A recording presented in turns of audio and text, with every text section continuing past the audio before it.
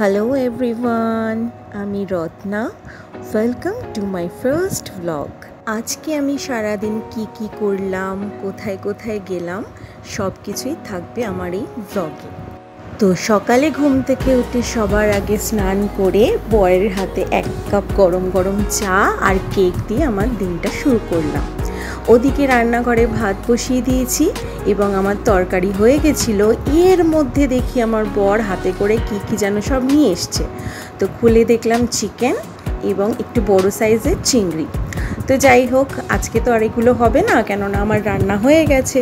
তো চিংড়ি মাছগুলো ধুয়ে, চিকেনটা ধুয়ে বসে গেলাম খেতে। ভীষণ সিম্পল লাঞ্চ মেনু ছিল আজকে, বেগুন দিয়ে ইলিশ মাছের ঝোল আর ভাত।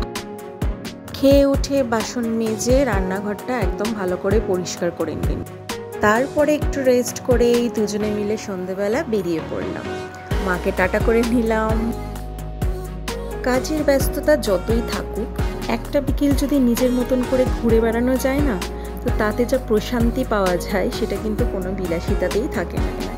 আর এই চীনা শহরের আনাচে কানাচে ঘুরে বেড়ানোর বিকেলগুলো আসলেই মনের খোরাক, যেগুলো কিন্তু কোনো ডায়েরির পাতাতেই লেখা থাকে না। বাই দ্য ওয়ে, আমি কিন্তু বিশাল বড় ফুচকা লাভার, ভীষণ ফ্যান ফুচকার। তো যেতে যেতে একটা ফুচকাওয়ালা কাকুকে দেখতে পেলাম রাস্তায়, অমনি আর কি নেমে গিয়ে খেতে শুরু করে দিলাম। তো এরপর কোথায় আসলাম জানো? আমার মায়ের কাছে, মা কালীর কাছে, যিনি সকল অশুভ শক্তির বিনাশিনী, ভক্তের হৃদয়ে সাহস সঞ্চয়িনী। লেক কালীবাড়ি, যা কলকাতার রবীন্দ্র সরোবর অর্থাৎ ঢাকুরিয়া লেকের ধারে সাউদার্ন অ্যাভিনিউতে অবস্থিত একটি কালী মন্দির। 1949 সালে হরিপদ চক্রবর্তী এই মন্দিরটি প্রতিষ্ঠা করেন।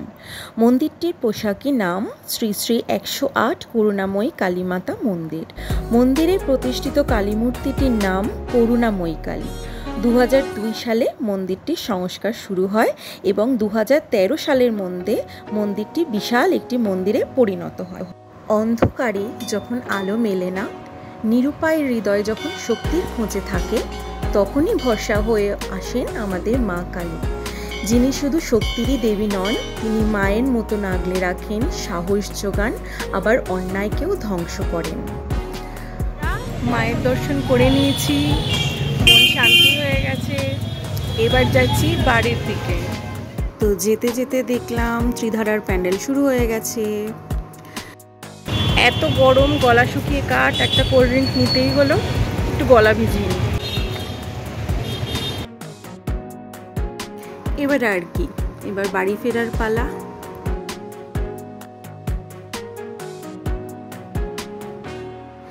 প্রতিটি ভ্রমণের মাধ্যমেই আমরা কিন্তু নতুন স্মৃতি তৈরি করি, যা সারা জীবন মনে থাকে।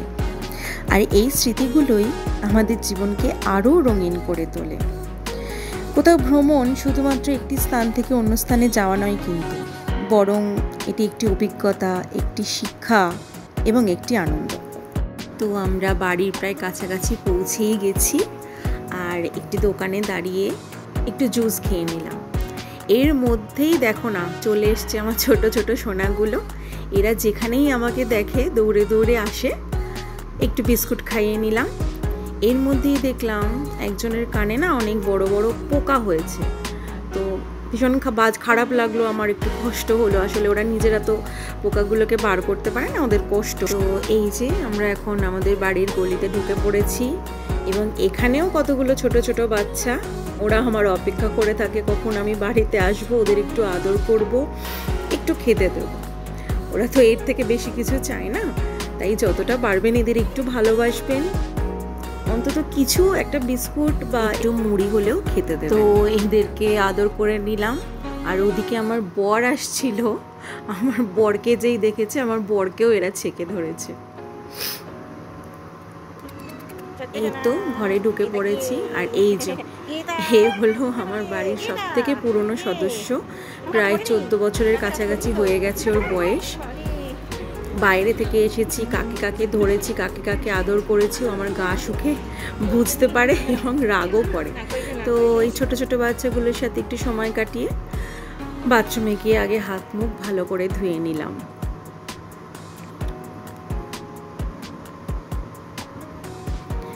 এরপরে ফ্রেশ হয়ে একটু যেই বসেছি, আমার কোলে উঠে বসেছি। যাই হোক, এর মধ্যে ভাত বসিয়ে দিলাম এবং সকালের সেই তরকারি রয়েছে, যা দিয়ে টুক করে ডিনারটা সেরে থালা বাসনগুলো ধুয়ে নিলাম এবং রান্নাঘরের সিঙ্ক, স্ল্যাব এগুলোকেও ভালো করে পরিষ্কার করে মুছে নিলাম।